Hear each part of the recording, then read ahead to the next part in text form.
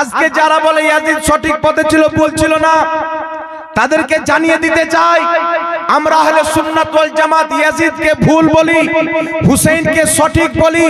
তোমরা ইয়াজিদকে সঠিক বলো, কিয়ামতের ময়দানে ফয়সালা হয়ে যাবে। সুন্নি মুসলমান হুসাইনের কাতারে থাকবে, ওয়াহাবি নামধারী মুসলমান ইয়াজিদের কাতারে থাকবে। ইয়াজিদ জাহান্নামে, তার মান্যকারী জাহান্নামে। হুসাইন জান্নাতি, তার মান্যকারী সুন্নি জান্নাতি। বল সুবহানাল্লাহ। ইয়াজিদ যে জান্নাতে যাবে কোনো হাদিস নাই, ইয়াজিদ যে জান্নাতে যাবে কোনো ইমামের কোনো ফতোয়া নাই। হুসাইন জান্নাতে যাবে নবীর ফতোয়া, হুসাইন জান্নাতি নবীর হাদিস। শুধু জান্নাতি নয়, আল হাসান ওয়াল হুসাইন সাইয়্যিদা শাবাবি আহলিল জান্নাহ, জান্নাতি যুবকদের সরদার ইমামে হাসান ও হুসাইন। জোরে বল সুবহানাল্লাহ।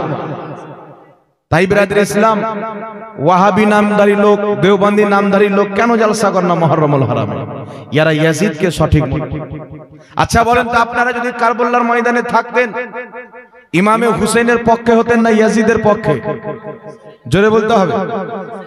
আপনার জীবনের মূল উদ্দেশ্য হচ্ছে যে আমি এখান থেকে যাব রায়গঞ্জ। রায়গঞ্জ আপনার মূল উদ্দেশ্য।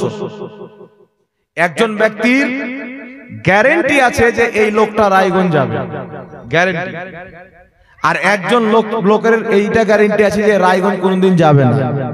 আপনি রাস্তা চিনেন না, আপনি কার পিছে যাবেন? যেই ব্যক্তি চিনে তার পিছনে যাবেন, তাই না? একটু জোরে বলতে হবে না? যে ব্যক্তি চিনে। তো ইমামে হুসেন জান্নাতি, আর গ্যারান্টি আছে। ইয়াজিদ জাহান্নামী পালিত, এরও গ্যারান্টি আছে। ইমামে হুসেনকে শহীদ করনে वाला জান্নাতে যাবে না। ইমামে হুসেনকে কতল করনে वालाকে জান্নাতি আমরা বলি না, তাকে আমরা পালিত বলি, ফাসিক ও ফাজির বলি, জুয়ারি বলি, শরাবি বলি, নসরিয়া বলি। কেন? ইয়াজিদ জুয়া খেলতো, ইয়াজিদ দারু পান করতো, ইয়াজিদ মদ পান করতো, নামাজকে ছেড়ে দিত। তাই একজন গুনহেগার, দারু পান করনে वाला, মদ পান করনে वाला ইমামে আহমদ বিন হাম্বল তাকে কাফির পর্যন্ত বলেছেন। আমাদের ইমামে আজম আবু হানিফা সুকুত করেছেন, কিন্তু আমরা লানাত পাঠাতে ব্যাঘাত করি না। কারণ নবীর বংশকে যে ধ্বংস করেছে ওই ব্যক্তি জান্নাতে যাবে এরকম মুখ রাখে না। আপনাকে যদি গালি দিয়ে আপনার বাড়ি যেতে পারবো? জোরে বলতে হবে।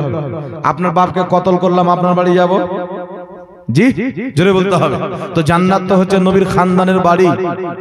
নবীর মেয়ে ফাতেমা জান্নাতি মহিলাদের সর্দার নেই? নবীর নওয়াসা ইমামে হাসান ও হুসেন জান্নাতি যুবকদের সর্দার।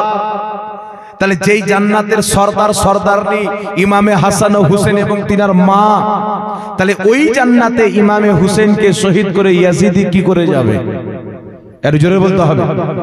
এখন মুসলমান মনে করে হুজুর ও তো বক্তব্য দেয়, বাংলাদেশের কিছু বক্তা বেরিয়েছে সুন্নির মতন টুপি পরে, আজহারি লাগিয়ে, ফাজহারি লাগিয়ে, মাদানি লাগিয়ে, পাদানি লাগিয়ে, কত রকম বক্তা বেরিয়েছে। আমাদের সমাজের লোক মনে করে এত সুন্দর কি সুর টান দিয়ে কথা বলে। শুনেন, ইয়াজিদের পক্ষে কি মুফতি ছিল না? ইয়াজিদি 22,000, হুসাইনি 72। ইয়াজিদের দলে মুফতি আছে, ইয়াজিদের দলে আলিম আছে, ইয়াজিদের দলে হাফিজ আছে, ইয়াজিদের দলে কারি আছে। হুসেন 72, ইয়াজিদি 22,000। ইমামে হুসেন কারবালার ময়দানে ইয়াজিদি 22,000 এর পিছে নামাজ না পড়ে 72 জনকে নিয়ে খিমাতে নামাজ পড়ে প্রমাণ করে দিয়েছেন যাদের অন্তরে নবী এবং আলে নবীর মোহাব্বত নাই, তারা যতই বড় বক্তা হোক তাদের পিছনে নামাজ পড়া চলবে না। তো যেই ব্যক্তির পিছনে নামাজ চলবে না তার বক্তব্য শোনা চলবে? একটু জোরে বলতে হবে। যেই ইয়াজিদ আমাদের ইমামে হুসেনকে কতল করেছেন সেই ইয়াজিদকে মুসলমান বলনে वाला ওয়াহাবির বক্তব্য চলবে? যেই ইয়াজিদ ইমামে হুসেনকে কতল করেছেন, ইমামে হুসেনকে শুধু কতলই নয়, মসজিদে নববী শরীফে 3 দিন পর্যন্ত ঘোড়া বেঁধে পেশাব পাখানা করিয়েছে, আজান নামাজ জামাত বন্ধ রেখেছে। যেই ইয়াজিদ মদিনার মহিলাদেরকে তার লস্কর সৈনিকদের জন্য 3 দিন পর্যন্ত হালাল করেছিল, যেই ইয়াজিদ দারু পান করত, যেই ইয়াজিদ জুয়া খেলতো, ওই ইয়াজিদের পক্ষে যেই মৌলবি থাকবে না তার বক্তব্য শোনা চলবে না তাকে সমর্থন করা চলবে। কথা বুঝে এসছে বাবা? এখন ইয়াজিদের চরিত্রের উপরে একটা দলিল দিয়ে দিচ্ছি। ইমাম ইবনে কাসির নিজের কিতাব আল বিদায়া ওয়ান নিহার মধ্যে লিখছেন, বিশ্ববিখ্যাত তারিখের কিতাব। কি লিখছেন? ইমামে হুসেন রাদিয়াল্লাহু তাআলা আনহুর মুস্তককে ধর থেকে আলাদা করে ইয়াজিদের সামনে নিয়ে যাওয়া হলো। ইয়াজিদ ইমামে হুসেনের মুস্তককে দেখে হাতে ছড়ি নিয়েছিল, লাঠি। ইমামে হুসেনের ঠোঁটে লাঠি মেরেছিল, লাঠি দিয়ে আঘাত করে ইয়াজিদ বলেছিল, বদরের যুদ্ধতে যে আমাদের পূর্বপুরুষদেরকে মুহাম্মদ সাল্লাল্লাহু আলাইহি ওয়াসাল্লাম হত্যা করেছিল, আজকে তার নাওয়াসাকে হত্যা করে বদলা নিলাম। নাউজুবিল্লাহ বলবেন না। কাফিরদের হত্যার বদলা জান্নাতি যুবকদের সর্দারকে কতল করে ইয়াজিদের হাত যদি না থাকতো, যেই ব্যক্তি হুসেনের মুস্তক নিয়েছে ইয়াজিদ তার সঙ্গে কিসাস করত, ইয়াজিদ তার সঙ্গে কিসাস করত। তাই ব্রাদার ইসলাম, ইয়াজিদ ভালো মানুষ ছিল না। ইমামে হুসেনকে হত্যা করার পিছে ইয়াজিদের হাত। নবীর বংশ প্রতি পানি বন্ধ ইয়াজিদ করেছে, খাবার বন্ধ ইয়াজিদ করেছে, তাদেরকে হত্যার হুকুম ইয়াজিদ দিয়েছে। তাই কিয়ামত পর্যন্ত যেই মৌলবি ইয়াজিদকে রহমাতুল্লাহ বলবে, ইয়াজিদকে সঠিক বলবে, ওই মৌলবীর বক্তব্য শোনা সুন্নিদের জন্য যাবে না। কারণ সুন্নি ইয়াজিদকে ছাড়তে পারে, হুসেনকে ছাড়বে না। আমরা ইয়াজিদকে চাই না।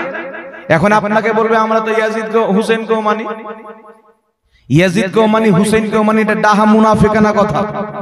আপনারা বলেন তো বাবা, যার অন্তরে আবু বকর সিদ্দিকের মহব্বত থাকবে, তার অন্তরে কোনোদিন আবু জেহেলের মহব্বত থাকতে পারে? যার অন্তরে উমর ফারুকের মহব্বত থাকবে, আবু লাহাবের মহব্বত থাকবে? কেউ যদি বলে আমি আবু জেহেলকেও মানি, আবু বকরকেও মানি, মুসলমান? জোরে বলতে হবে। ওকে মুনাফিক বলবেন কি বলবেন না? জি। কেউ যদি বলে যে আলীকেও মহব্বত করি, খারজিকেও মহব্বত করি, ওকে মুনাফিক বলবেন। কারণ যার অন্তরে আবু বকর সিদ্দিকের মহব্বত আছে, আবু জেহেলের মহব্বত থাকতে পারে না। আবু জেহেলকে ওই ব্যক্তি অবশ্যই ঘৃণা করবে। যার অন্তরে উমর ফারুকের মহব্বত আছে, আবু লাহাবকে ঘৃণা করবে। ঠিক অনুরূপ ভাবে যার অন্তরে আহলে বাইতের মহব্বত আছে, ইয়াজিদকে ঘৃণা করবে। বলুন সুবহানাল্লাহ।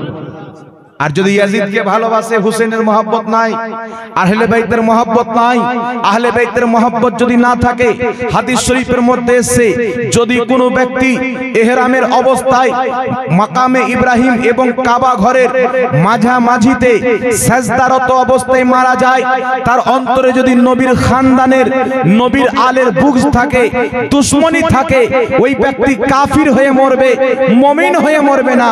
যতই হজ করুক, যতই সাজদা করুক, যতই নামাজ পড়ুক, তাহলে বুঝা গেল ঈমানের জান হচ্ছে নবীর আলের মহব্বত। তাই আহলে বাইতের মহব্বতে সুন্নি মুসলমান মুহররমুল হারামের মহিনায় জলসা করছে, কিয়ামত পর্যন্ত করবে। জোরে বলুন সুবহানাল্লাহ।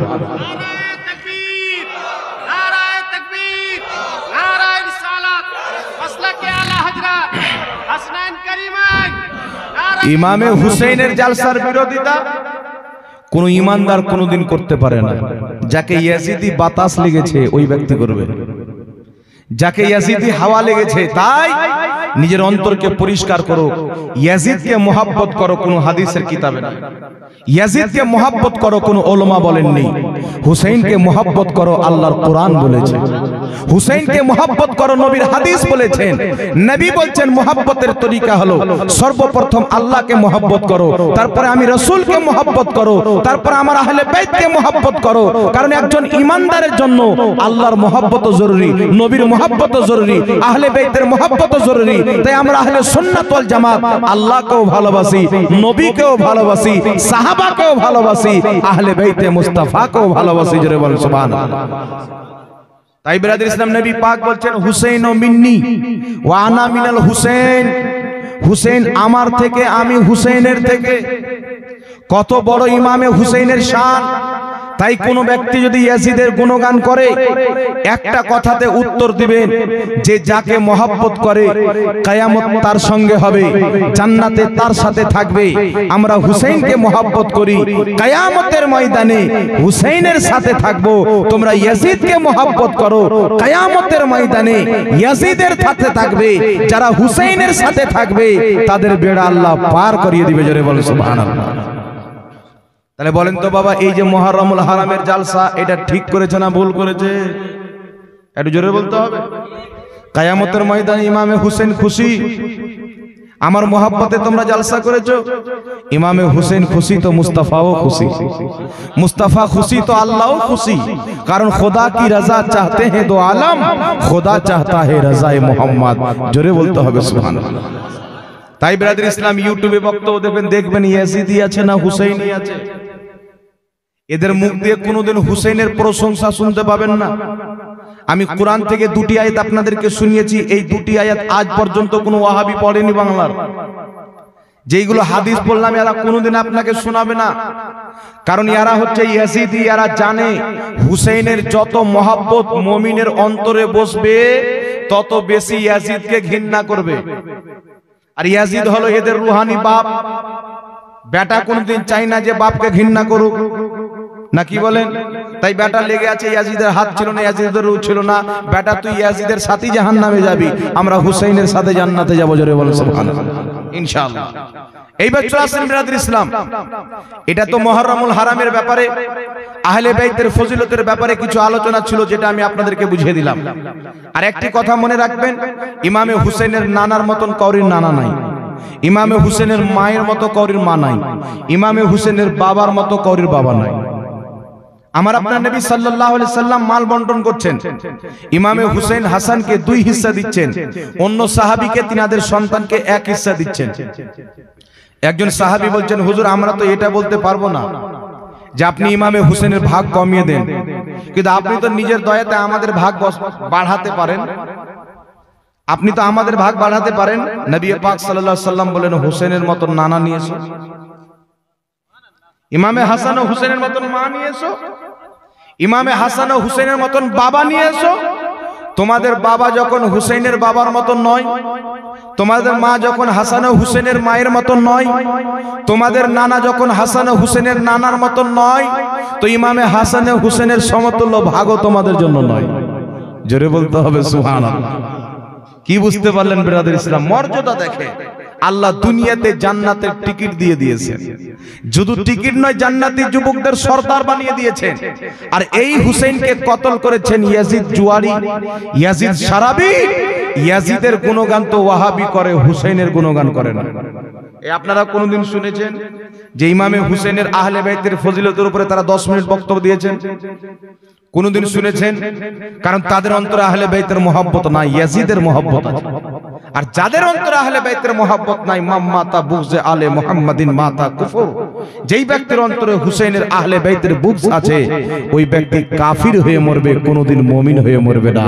এই জালসা সাজানো হয়েছে আজকে ইমামে হুসেনের শান শুনবেন, আহলে বাইতের প্রশংসা শুনবেন, আপনার অন্তরে নবীর ফ্যামিলির মহব্বত গেঁথে যাবে, আপনার মৃত্যু হবে ইমামে হুসেনের সাদকায় ইমানদার হয়ে যাবে। বলেন সুবহানাল্লাহ।